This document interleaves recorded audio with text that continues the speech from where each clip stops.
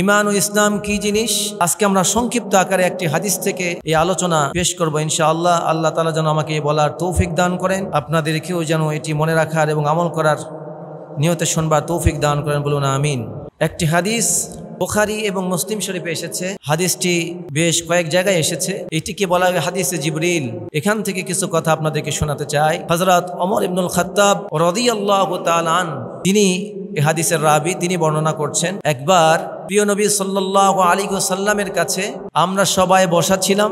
ঠিক এমত অবস্থায় অপরিচিত একজন লোক আসলো, খুব সুন্দর সুশ্রী সাদা ধবধবে পোশাকের এবং মাথার চুলগুলি খুবই কালো, খুব সুশ্রী এবং সুন্দর আসলো। তার চেহারার মধ্যে কোনো রকমের সফরের চিহ্ন দেখতে পেলাম না, অর্থাৎ একটা লোক অনেক দূর থেকে এসেছে, আমরা তার চেহারার মধ্যে ক্লান্তি বা সফরের চিহ্ন এটি আমরা দেখতে পাইনি। কারণ সাধারণত একজন মানুষ যখন অনেক দূর থেকে একটি এলাকায় আসে তখন সে এলাকার মানুষ কিন্তু তাকে চিনতে পারে নিকটবর্তী হলে। কিন্তু সেই মুহূর্তে উনি এসেছেন, সাহাবায়ে কেরাম সবাই নবীজির সামনে বসা, কিন্তু কেউ তাকে চিনলেন না। তখন সবাই ধারণা করলেন লোকটি অনেক দূর থেকে এসেছে, কিন্তু আমাদের আশেপাশের বসতির কেউ না, আবার দূর থেকে এসেছে, সেই হিসাবে তার কাছে ভ্রমণের ক্লান্তির চিহ্ন, অনেক দূর থেকে আসার এই ক্লান্ত শ্রান্তি এই ধরনের কোনো চিহ্ন তার মধ্যে দেখতে পেলাম না। সে আসলো, আসার পরে কি করলো? আসার পরে সে প্রিয় নবী সাল্লাল্লাহু আলাইহি ওয়াসাল্লাম তার হাঁটুর সাথে হাঁটু লাগিয়ে বসলেন। এরপরে তার দুই হাতের তালু প্রিয় নবী সাল্লাল্লাহু আলাইহি ওয়াসাল্লামের উরুর উপরে রাখলেন।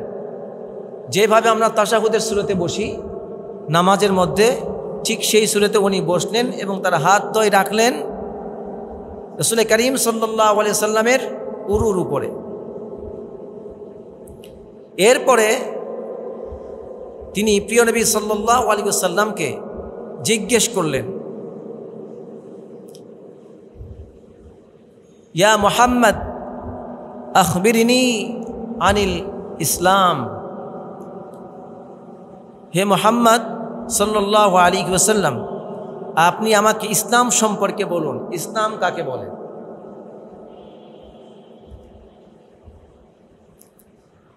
আল্লাহর নবী সাল্লাল্লাহু আলাইহি ওয়াসাল্লাম তিনি তাকে জবাব দিলেন, আল ইসলাম আন তাশহাদা আল্লা ইলাহা ইল্লাল্লাহ ওয়া আন্না মুহাম্মাদান রাসূলুল্লাহ ওয়া তুকিমাস সালাহ ওয়া তু'তিয়াজ যাকাহ ওয়া তাসুমা রমাদান।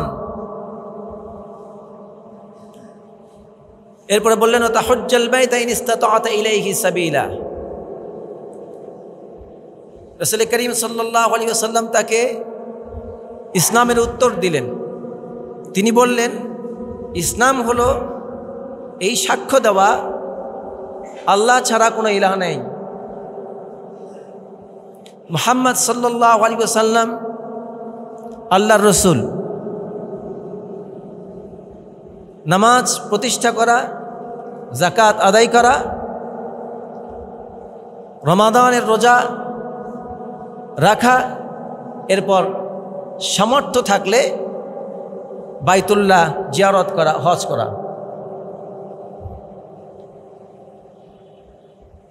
এই কথা যখন তিনি বললেন তখন ওই অপরিচিত লোকটি রাসূল সাল্লাল্লাহু আলাইহি ওয়াসাল্লামকে বললেন, সাদাক্তা, আপনি সত্য বলেছেন। সাহাবায়ে কেরাম এই কথা শোনার পরে আশ্চর্য হয়ে গেলেন। তারা ভাবলেন একটি লোক অপরিচিত আসলো, রাসূলের হাঁটুর সাথে হাঁটু মিলিয়ে বসলো, আর সে তাকে ইসলাম সম্পর্কে জিজ্ঞেস করলো। রাসূল সাল্লাল্লাহু আলাইহি ওয়াসাল্লাম তার জবাব দিলেন, আর তার সত্যায়ন করছে সে যে আপনি সত্য বলেছেন। এরকম তো কেউ বলে না, স্বয়ং নবী তো আমাদের দিন শিক্ষা দেন, এর সত্যতা সম্পর্কে নবী সবচেয়ে ভালো জানবেন, কিন্তু সে কেন জবাব দেয়? তারা আশ্চর্য হয়ে গেলেন। এরপরে তাকে আবার জিজ্ঞেস করলেন, ইয়া মুহাম্মদ আখবিরনি আনিল ঈমান, হে মুহাম্মদ সাল্লাল্লাহু আলাইহি ওয়াসাল্লাম, আপনি আমাকে ঈমান সম্পর্কে বলুন। তখন উনি ঈমান সম্পর্কে বলতে গিয়ে প্রিয় নবী সাল্লাল্লাহু আলাইহি ওয়াসাল্লাম বললেন, আল ঈমান আন তুমিনা বিল্লাহ ওয়া মালাইকাতিহি ওয়া কুতুবি ওয়া রুসুলি ওয়াল ইয়াউমিল আখির ওয়াল কদরি খাইরি ওয়া শাররি। এই কথা বলে তিনি থামলেন। তিনি বললেন, ঈমান হলো আল্লাহর প্রতি ঈমান, আল্লাহকে বিশ্বাস, তার ফেরেশতাকে বিশ্বাস, তার কিতাবকে বিশ্বাস, তার রসুলকে বিশ্বাস, আখিরাতে বিশ্বাস এবং তাকদীরের ভালো এবং মন্দের প্রতি বিশ্বাস। এটার নাম হলো ঈমান। এটার নাম কি? তিনি এই ঘোষণা দিলেন। দেওয়ার পরে এবার ওই লোকটি আবার নবীজিকে বললেন, সাদাক্তা, আপনি সত্য বলেছেন। সাহাবায়ে কেরাম আবার আশ্চর্য হলেন। ইনি অপরিচিত লোক, উনি বারবার জিজ্ঞেস করছেন, আবার নবীজি যা জবাব দেন তার সত্যায়ন উনি করছেন। এটা শেষ করার পর, উত্তর শোনার পর, সত্যায়নের পর উনি আবার জিজ্ঞেস করলেন, ইয়া মুহাম্মদ আখবিরনি আনিল ইহসান, হে মুহাম্মদ সাল্লাল্লাহু আলাইহি ওয়াসাল্লাম, আপনি আমাকে ইহসান সম্পর্কে বলুন। তখন তিনি জবাব দিলেন, ইহসান হলো আন তা'বুদাল্লাহ কাআন্নাকা তারাহ ফাইন লাম তাকুন তারাহ ফাইন্নাহু ইয়ারাক।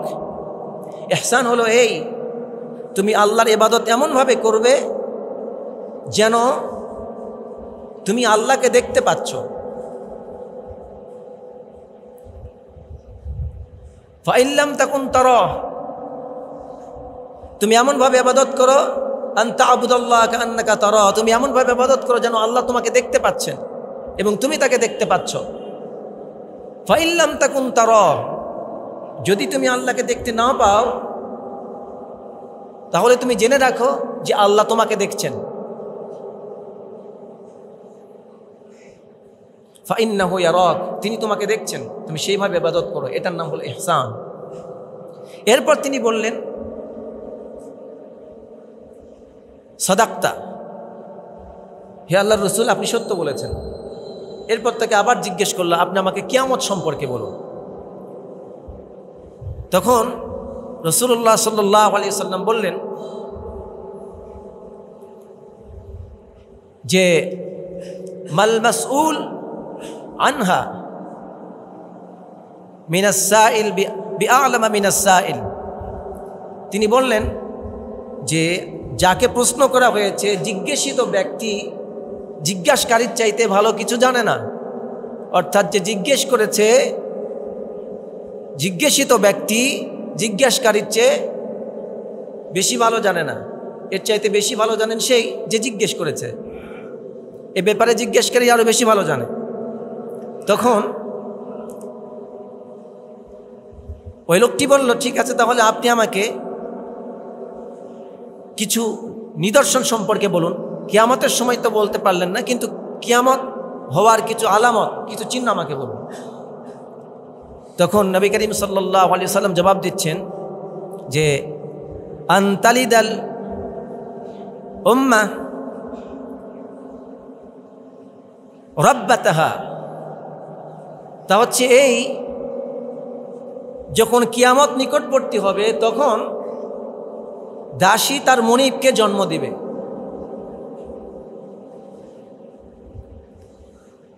এরপরে তিনি বললেন, আরেকটা চিহ্ন বললেন, সমাজের এক সময়ের রাখাল, জুতাহীন, নগ্নপদ, বস্ত্রহীন, দরিদ্র রাখালরা ধন সম্পদ এগুলি অর্জন করে তারা বিশাল অট্টালিকা, প্রাসাদ নির্মাণের অহংকারে মত্ত হবে, তা তুমি দেখতে পাবে। তখন ওই লোকটি বলল, সাদাক্তা, আপনি সত্য বলেছেন। এই কথা শেষ করার পর নবী করিম সাল্লাল্লাহু আলাইহি সাল্লাম বসে আছেন। লোকটি চলে গেলেন, কারোর সাথে কোনো কথা বললেন না। ওমর ইবনুল খাত্তাব রাদিয়াল্লাহু তাআলা আনহু তিনি লোকটি চলে যাওয়ার পর রাসূলুল্লাহ সাল্লাল্লাহু আলাইহি সাল্লামকে জিজ্ঞেস করলেন, হে আল্লাহর রাসূল সাল্লাল্লাহু আলাইহি ওয়াসাল্লাম, যে লোকটি এসেছিল সে কে? প্রিয় নবী সাল্লাল্লাহু আলাইহি সাল্লামও ওমর রাদিয়াল্লাহু আনহুকে জিজ্ঞেস করলেন, ওমর তুমি কি জানো লোকটি কে? ওমর রাদিয়াল্লাহু আনহু বললেন, আল্লাহু আ'লামু ওয়া রাসূল, আল্লাহ এবং তার রাসূল সবচেয়ে বেশি ভালো জানেন, এ ব্যাপারে আমি কিছু জানি না। তখন প্রিয় নবী সাল্লাল্লাহু আলাইহি ওয়াসাল্লাম বললেন, ফাইন্নাহু জিবরাইল, ফাইন্নাহু জিবরিল ইউআল্লিমুকুম দীনাকুম, সে তোমাদের কাছে এসেছিল তোমাদেরকে তোমাদের দ্বীন শিক্ষা দেওয়ার জন্য। তোমাদের কাছে সে এসেছিল তোমাদেরকে দ্বীন শিক্ষা দেওয়ার জন্য। সে আসলে কোনো মানুষ না, সে হচ্ছে আল্লাহর ফেরেশতা, ফেরেশতাদের সর্দার হযরতে জিবরাইল আলাইহিস সালাম। সে এই মাত্র আমার কাছে আসলো, আর তোমরা যাতে করে পরিপূর্ণ দ্বীনটা বুঝতে পারো, এই পূর্ণ দ্বীনটা তোমাদেরকে সংক্ষেপে শিক্ষা দেওয়ার জন্যই হযরতে জিবরাইল আমার কাছে ছদ্মবেশে মুসাফিরের হালতে এসে তোমাদেরকে দ্বীন শিক্ষা দিয়ে গেলেন। বলুন সুবহানাল্লাহ।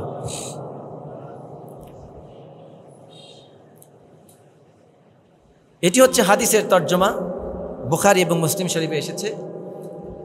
এবার আসুন, হাদিসটির মধ্যে আমরা জানতে পারলাম মোটামুটি 4টা বিষয়। বলুন তো কয়টা বিষয়?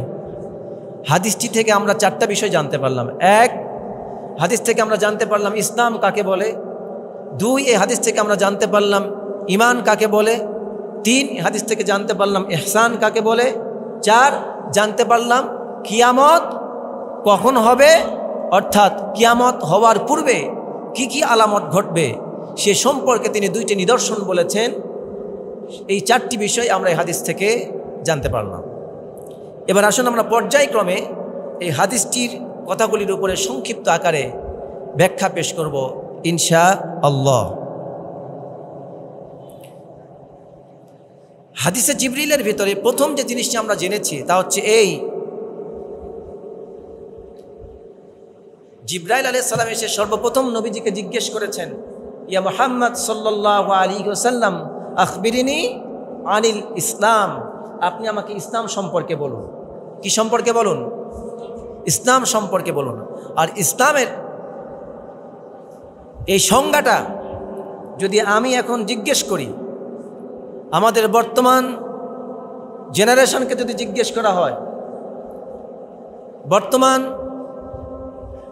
এমনকি যুবকদেরকেও যদি জিজ্ঞেস করা হয়, মুরব্বীদেরকে জিজ্ঞেস করা হয়, আমার বিশ্বাস শতকরা 95 জন বলতে পারবে না ইসলামের সংজ্ঞা কি। আমি এটাতে ওভারশিওর দিতে পারি, আমি ইনশিওর করছি যে এই ব্যাপারে অধিকাংশ আমাদের সন্তান থেকে শুরু করে একদম মুরব্বী পর্যন্ত ইসলাম কাকে বলে এই বিষয়টা সম্পর্কে যদি জিজ্ঞেস করা হয়, সংক্ষেপে ইসলাম কাকে বলে এটার জবাব দাও, আমার বিশ্বাস যুবক থেকে শুরু করে বৃদ্ধ পর্যন্ত ইসলাম কাকে বলে এর সুন্দর জবাব তারা দিতে পারবে না।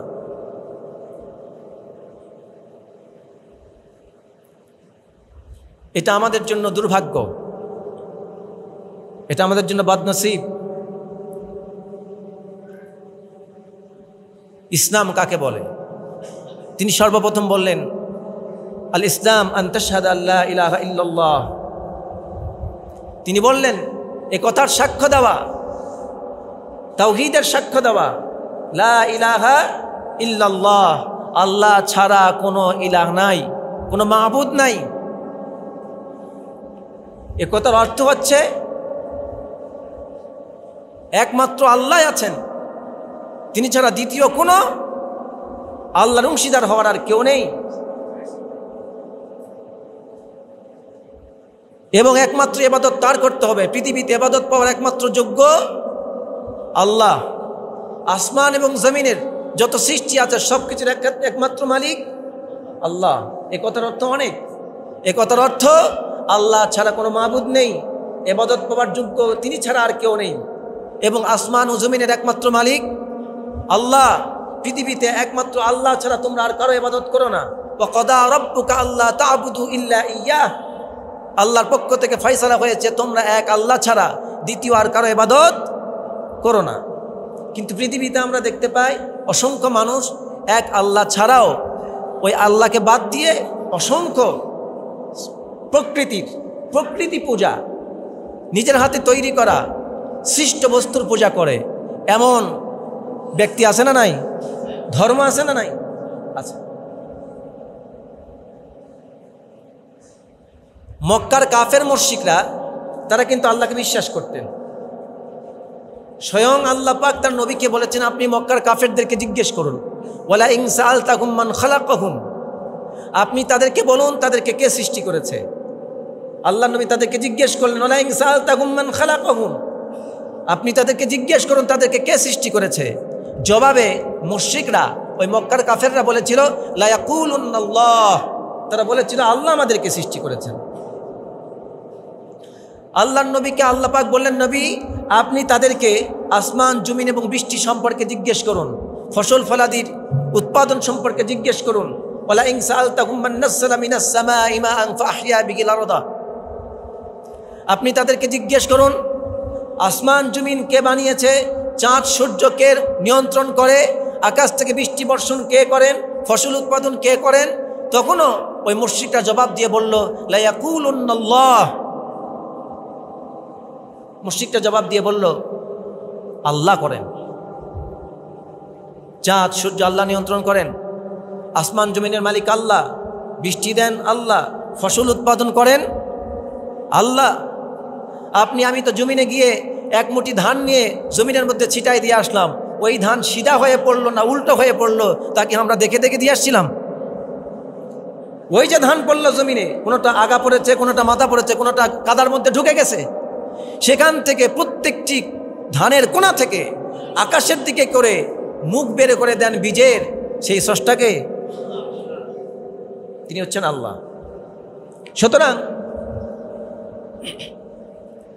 তিনি হচ্ছেন আল্লাহ। মক্কার কাফের মুশরিকরা এটার জবাব দিত, তারা আল্লাহকে অস্বীকার করেনি, কিন্তু তারা মনে করেছিল ওই আল্লাহকে পাওয়ার জন্য আমাদের একা একা ইবাদত করে আল্লাহকে পাওয়া সম্ভব না। এই জন্য আল্লাহর যারা নবী আছেন, যারা ওলি আছেন, পীর বুজুর্গ আছেন, যারা ভালো ভালো মানুষ আছেন, এগুলিকে ধরতে হবে, তাদের পূজা করতে হবে। তারা যারা মারা গেছেন তাদের কবরে গিয়ে পূজা করা শুরু করলো। শয়তান এসে বলে দিল, তোমরা তাদের কাছে যাও, তাদের মাধ্যম দিয়ে আল্লাহকে বলো, তাহলে আল্লাহ তাদের কথা শুনবেন, ওদের কথা শুনে তোমাদেরকে কবুল করবেন, তোমাদের চাওয়া পাওয়াকে মঞ্জুর করবেন। কারণ তোমরা তো পাপী, তোমরা অপরাধী, তোমরা আল্লাহর কাছে চাইবে না, বরং তোমরা এই ভালো লোকগুলির মাধ্যমে আল্লাহর কাছে যাও। এই জন্য যখন মক্কার কাফেরদেরকে প্রশ্ন করা হয়েছে তোমরা কেন শিরিক করো, তখন তারা বলেছিল যে আমরা তো ওই আল্লাহর ইবাদত এই জন্য করি, আমরা তো আল্লাহর সরাসরি ইবাদত এই জন্য করি না, আমরা জানি যে আমরা আল্লাহকে সরাসরি পাবো না, আমরা ওই আল্লাহর ইবাদত এই জন্য করছি মাধ্যম ধরে। এই মাধ্যমগুলি, এই পীরগুলি, এই পীর বুজুর্গ ওলি আউলিয়া নবী সিদ্দিক শুহাদা সালেহীন, এই নেককার বান্দাগুলি আমাদের দোয়া কবুল করবেন, তারা আল্লাহর কাছে সুপারিশ করবেন। আল্লাহ তার কিছু কিছু ক্ষমতা এদেরকে দিয়ে রেখেছেন, বিদায় এরা খুশি হলে আল্লাহ খুশি হবে, আর আল্লাহ খুশি হলে এরাও খুশি হবে, আর এরা খুশি হলে আমরা কিছু পাবো। এই মাধ্যম ধরে শিরকের উৎপত্তি হয়েছে। তাহলে আল্লাহ তাআলার রাসূল সাল্লাল্লাহু আলাইহি ওয়াসাল্লাম বলছেন তাওহীদের ঘোষণা দিতে হবে। ইসলামের প্রথম ভিত্তি হলো আন তাশহাদা আল্লা ইলাহা ইল্লাল্লাহ, আল্লাহ ছাড়া আর কেউ দ্বিতীয় ইলাহ নেই, ওয়াহদাহু লা শারীকা লাহ, এবং তার কোনো শরীক নেই। আল্লাহ বলছেন ওয়া'বুদুল্লাহ লা তুশরিক বিহি শাইআ, আল্লাহ বলছেন তোমরা একমাত্র আল্লাহর ইবাদত করো, তার সাথে কাউকে শরীক করো না। তাহলে তাওহীদের ঘোষণা দেওয়ার অর্থ হলো আল্লাহ ছাড়া ইবাদত পাওয়ার যোগ্য আর কেউ, আসমান জমিনের একমাত্র মালিক আল্লাহর সাথে কাউকে শরিক করা, তাহলে মাজারে গিয়ে সেজদা দেওয়া যাবে? মহাস্থান করে, কথা বলে না সবাই, মহাস্থান করে গিয়ে মান্নত করে কবরে কিছু চাওয়া যাবে? আমাদের পার্শ্ববর্তী দেওয়ানের দরগায় গিয়ে কি ওখানে গিয়ে শুক্রবার করে বা অন্য কোনো দিনে গিয়ে মান্নত করে দূর দূরান্ত থেকে গাড়ি ঘোড়া এনে মান্নত করে কিছু চাওয়া যাবে? খান জাহানের মাজারে, শাহজালালের মাজারে, খাজা মঈনুদ্দিন চিশতি তার মাজারে কোথাও যাওয়া যাবে না। চাইতে হবে একমাত্র কার কাছে? তাহলে এইগুলো শিরিক থেকে আমাদের বেঁচে থাকতে হবে। এটাই হলো তাওহীদের সাক্ষ্য দেওয়া, লা ইলাহা, আমার ইবাদত একমাত্র আল্লাহর জন্য, আমার জীবন মৃত্যু একমাত্র আল্লাহর জন্য, আমার আসমান এবং জমিনের মালিক আল্লাহ, আমার যা কিছু প্রয়োজন তা দিবেন আল্লাহ, আমার যা চাওয়া পাবো একমাত্র চাইবো তার কাছে, আর কারো কাছে চাওয়া যাবে? এটা হচ্ছে ঈমানের সাক্ষ্য, তাওহীদের সাক্ষ্য। তাহলে ইসলামের প্রথম ভিত্তির প্রথম সাক্ষ্য হলো তাওহীদের সাক্ষ্য দেওয়া, লা ইলাহা। এর দ্বিতীয় সাক্ষ্যটা কি? ওয়া আন্না মুহাম্মাদান রাসূলুল্লাহ সাল্লাল্লাহু আলাইহি ওয়াসাল্লাম।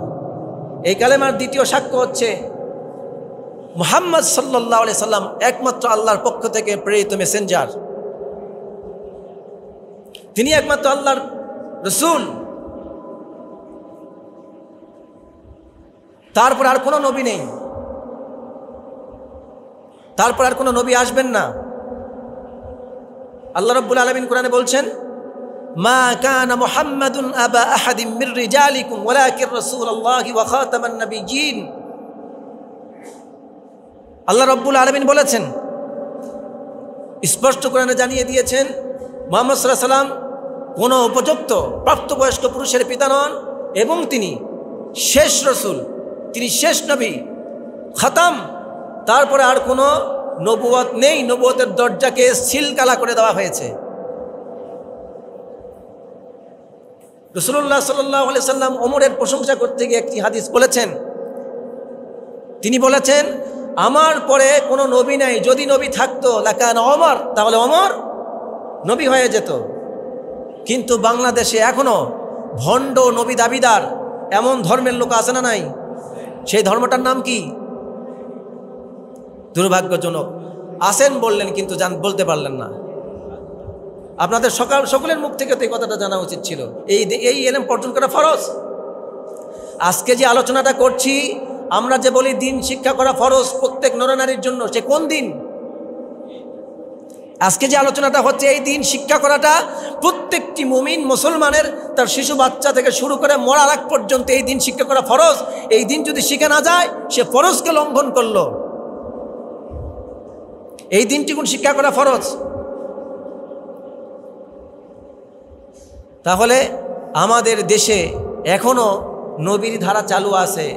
মুহাম্মদ সাল্লাল্লাহু আলাইহি সাল্লামই শেষ নবী নন, তারপরে আরও নবী আছে।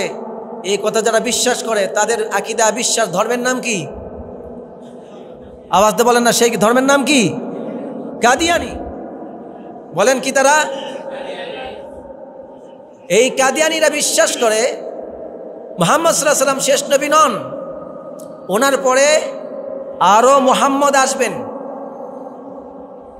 আব্দুল্লাহর বেটা মুহাম্মদ, উনি শেষ, কিন্তু এছাড়া আরও অনেক মুহাম্মদ নবী পৃথিবীতে আসবে। তারা এসে ওই নবী মুহাম্মদের নবুয়তের ধারা চালু রাখবেন। তারা নবী হবেন, তারা রসুল নন, তারা তারা নবুয়ত পাবেন। তারা ওই নবীর কিতাব প্রচার করবেন। তারা বিভিন্নভাবে এনিয়ে বেনিয়ে দাবি করে যে মুহাম্মদ সাল্লাল্লাহু আলাইহি সাল্লাম শেষ নবী নন। অথচ আল্লাহ রসুল সাল্লাল্লাহু আলাইহি সাল্লাম বলেছেন, আমি শেষ নবী, আমার পর আর কোনো নবী নাই। নবীদের দরজা পৃথিবীতে আসা আল্লাহ তাআলা বন্ধ করে দিয়েছেন। আপনারা এটা কথা বিশ্বাস করেন কি না? এই কথা বিশ্বাস করার পর এখন যারা বাংলাদেশে যারা বলে যে গোলাম আহমদ কাদিয়ানির মতো আরও অসংখ্য নবী পৃথিবীতে আসবে, এখনো শেষ হয়নি, নবীর ধারা আসতেই আছে এখনো। এখন বলুন, তাদেরকে কি ঈমানদার বলা যাবে? মুমিন বলা যাবে? আরো আওয়াজ দিয়ে শুনতে চাই, মুমিন বলা যাবে? মুসলমান বলা যাবে? তাদেরকে মুনাফিক বলা হবে না। ওরা মুনাফিকও না, ওরা স্পষ্ট সলিড কাফের। স্পষ্ট কি? মুনাফিক হলো তারা যারা ঈমান মুখে স্বীকার করে, অন্তরে অস্বীকার করে। কিন্তু এই কাদিয়ানিরা প্রকাশ্যে মুখে এবং অন্তরে, মুখে স্বীকৃতি দেয়, অন্তরে সেই বিশ্বাসী করে যা তারা বলে মুহাম্মদ সাল্লাল্লাহু আলাইহি ওয়াসাল্লাম শেষ নবী নয়, আরও নবী আসবেন, মুহাম্মদ সাল্লাল্লাহু আলাইহি ওয়াসাল্লামের ধারা অর্থাৎ নবী আগমনের ধারা এখনও শেষ হয়নি। এই মতবাদ প্রচার করে তারা নিজস্ব কিতাব রচনা করেছে আমাদের কোরআনের বিকল্প। এইভাবে তারা বিকল্প কিতাব রচনা করে নবীর নামে কিতাব চালায় দিয়ে নিজস্ব একটা ধর্মমত প্রচার করছে। তাও তারা বাংলাদেশে বসবাস করে নিজেদেরকে মুসলমান বলে দাবি করে এবং বাংলাদেশে তাদেরকে মুসলিম হিসাবে এখনও স্বীকৃতি দেওয়া আছে। কিন্তু বাংলাদেশ সহ গোটা বিশ্বের আলেম ওলামায়ে কেরাম তারা সকলেই বলেছেন, একমত পোষণ করেছেন, গোলাম আহমদ কাদিয়ানী ভণ্ড নবী, কাজ্জাব নবী। সে তো নবী নয়, সে হলো কাজ্জাব। সে কি কাজ্জাব, মিথ্যাবাদী, এবং তারা সম্পূর্ণরূপে কাফের, বিনা দলিলে কাফের। নবীকে যারা শেষ নবী মানবে না তারা কি কাফের। কিন্তু বাংলাদেশে কেবলমাত্র কিছু যারা তথাকথিত রাজনীতি করে, তথাকথিত আদর্শ বিশ্বাস করে, কেবলমাত্র তারা ভোট পাওয়ার আশায় তাদেরকে এখনো পর্যন্ত কাফের বলে ঘোষণা দেয়নি। কারণ কাফের বলে ঘোষণা দিলে ওরা যদি মন খারাপ করে ভোট না দেয় বাংলাদেশে, এই জন্য বাংলাদেশের সমস্ত ইসলামী দলগুলি তাদেরকে কাফের বলে। কিন্তু ইসলামী দলগুলি বাদে যতগুলি বাংলাদেশে যারা ক্ষমতায় গিয়েছে তারা কেউ তাদেরকে কাফের বলতে চায় না। এখন আপনাদেরকে বলি, অন্য দল যারা আছে মুসলিম হিসাবে যারা দাবি করে, তারা যদি তাদেরকে কাফের না বলে তাহলে তারা নিজেরাও কাফের হয়ে যাবে। আপনার কাফেরকে কাফের বলে স্বীকার না করাটাও কুফরি। আল্লাহ তাআলা কোরআনে স্পষ্ট জানিয়েছেন, ফামান ইয়াকফুরু বিত-তাগুত ওয়া ইউমিন বিল্লাহ ফাকাদ ইসতামসাকা বিল উরওয়াতিল ওয়াসকা লা ইনফিসামা লাহা। আল্লাহ বলছেন, তুমি ঈমানদার হতে চাও, তোমার ঈমান আমার দরকার নাই। তুমি মুসলিম হতে চাও, তোমার মুসলমান হওয়ার আমার কাছে দরকার নাই মৌখিকভাবে। তুমি যদি সত্যি মুমিন হতে চাও, তুমি যদি সত্যি আমি আল্লাহ বিশ্বাস করতে চাও, তুমি যদি সত্যি আমার নবীকে বিশ্বাস করো, তুমি যদি সত্যিই মুসলমান হয়ে থাকো, তাহলে সর্বপ্রথম আগে তাগুতের সাথে কুফরি করো। কার সাথে কুফরি করো? তাগুতের সাথে কুফরি করো। তাগুত কি? তাগুত হলো শয়তান। তাগুত কি? তাগুত হলো শয়তান। তাগুত হলো আল্লাহর দেওয়া নিয়ম কানুন বিধিবিধান ব্যতীত যা বিধিবিধান আছে সবগুলি তাগুত।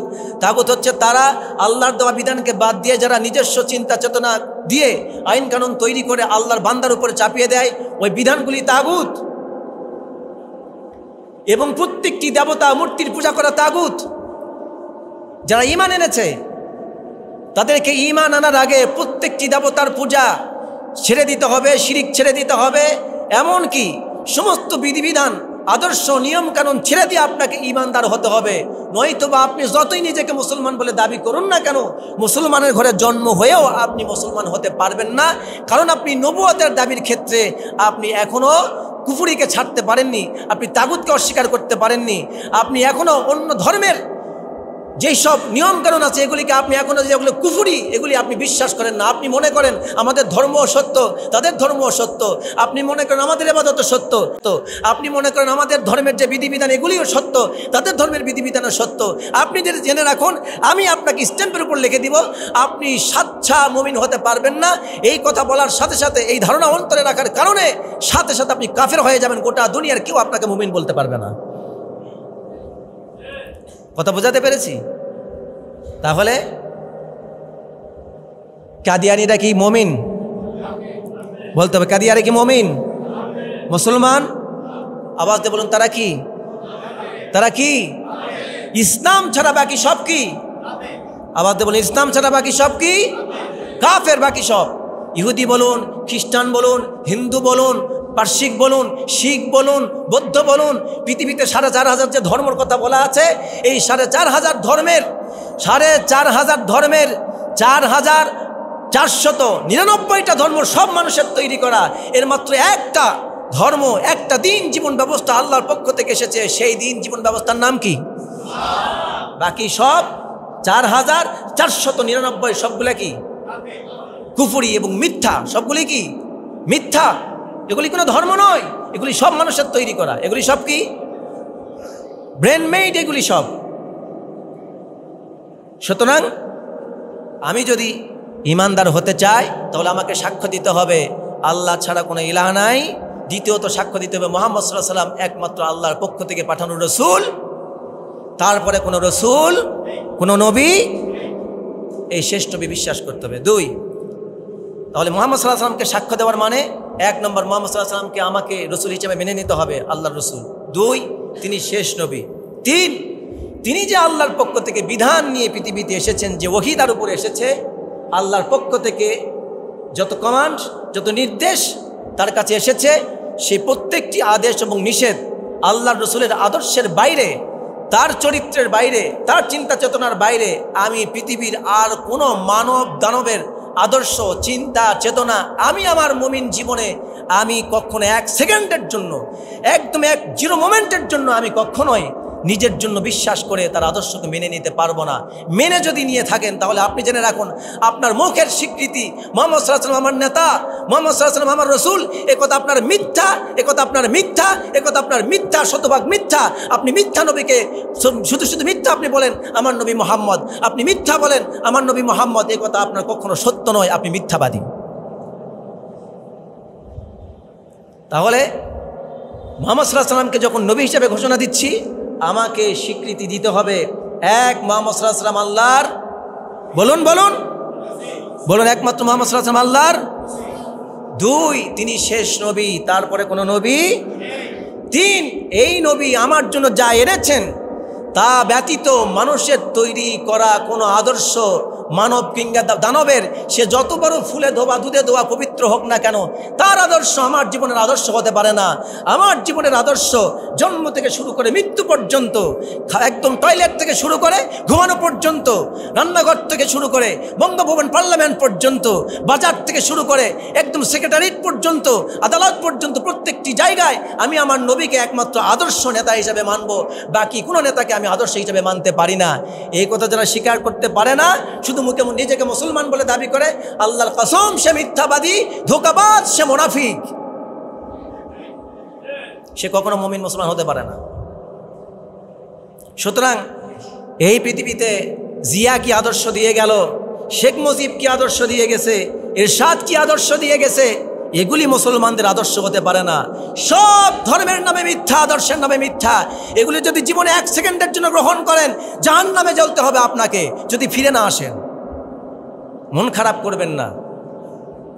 এমনকি ইসলামী দল যারা করে, জামাত ইসলাম, চরমোনাই, ফুরফুরা, হেফাজত, খেলাফত মজলিস, তারাও যদি বলে আমি মামুনুল হকের আদর্শ গ্রহণ করতে হবে, চরমোনাই যদি বলে ফাইজুল করিম ফজলুল হকের আদর্শ গ্রহণ করতে হবে, হেফাজত ইসলাম যদি বলে আমার আদর্শ গ্রহণ করতে হবে, ব্যক্তিগতভাবে যেই তার নিজের আদর্শকে প্রচার করার চেষ্টা করবে, এগুলিকে দিন বলে চালিয়ে দিবে, আল্লাহর কসম মাথায় টুপি থাকার পরেও, হাতে তসবিহ থাকার পরেও, পায়ের নিচে যাই নামাজ থাকবে, 5 ওয়াক্ত নামাজ থাকবে, তাহাজ্জুদের নামাজ থাকবে, সবগুলি মাথায় নিয়ে জাহান্নামে জ্বলতে হবে তাকে।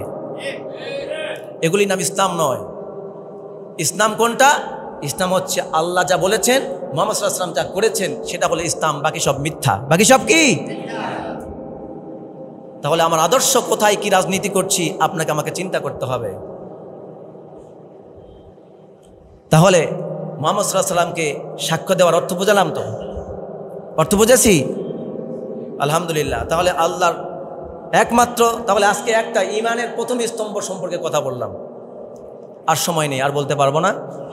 আজকে ইসলামের ফার্স্ট পিলার যেটা, তার মধ্যে থেকে একটা পিলার আলোচনা করলাম, সেটা হচ্ছে আনতাশহাদা আল্লা ইলাহা ইল্লাল্লাহ ওয়া আন্না মুহাম্মাদান রাসূলুল্লাহ, সাল্লাল্লাহু